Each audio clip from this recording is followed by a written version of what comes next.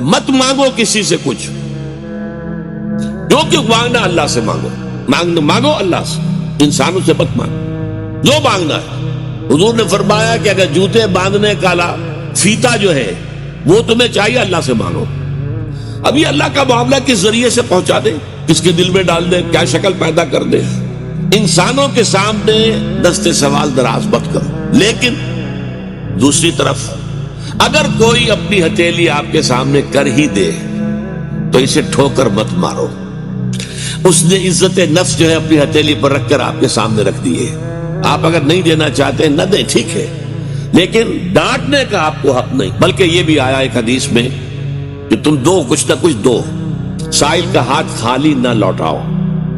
یہاں تک ایک حدیث میں الفاظ ہیں سائل کو ضرور دو، خواہ وہ گھوڑے پر سوار ہو کر تمہارے پاس آیا۔